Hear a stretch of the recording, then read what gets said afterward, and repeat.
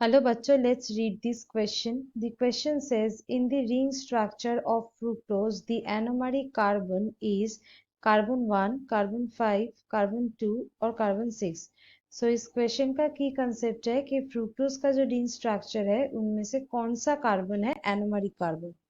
So let's start the discussion. सबसे पहले fructose का जो स्ट्रक्चर है वो देख लेते हैं.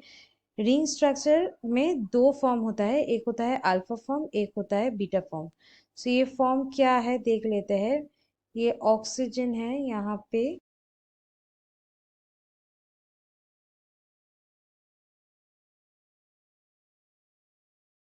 CH2OH यहाँ पे,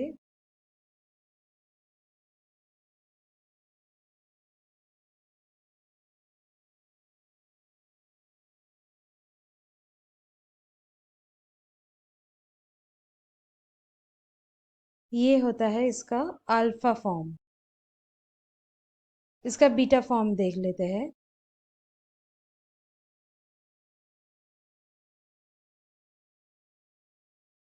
यहाँ पे इसका पोजीशन चेंज हो जाते हैं, बाकी सब.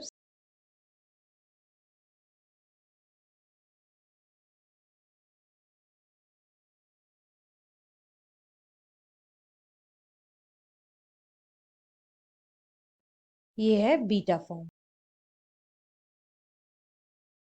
अब एनोमर्स तब फॉर्म होता है जो डिफर करता है एक सिंगल कार्बन में. अब ये एनोमरिक स्ट्रक्चर है. एनोमरिक स्ट्रक्चर अगर ये एल्डोज होता है तो इसका जो डिफरेंस है ये होता है C1 पोजीशन में. लेकिन अगर ये कीटोज होगा, मतलब एक कीटोन ग्रुप रहेगा, तो इसका डिफरेंस होगा C2 पोजीशन में. अब यहाँ पे हम लोग पहले इसका जो कार्बन है वो काउंट कर लेते हैं. ये स्ट्रक्चर में ये है कार्बन 1, ये 2, ये 3, 4, ये 5 और ये 6. और बीटा फॉर्म में ये 6 कार्बन है सेम, यहाँ पे 5th कार्बन, ये 4th कार्बन, ये 3rd कार्बन और ये 2nd कार्बन है और ये है 1st कार्बन.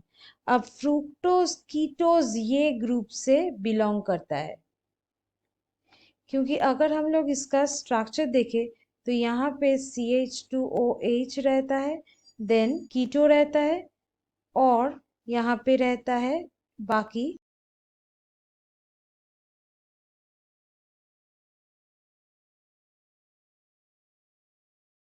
और CH2OH.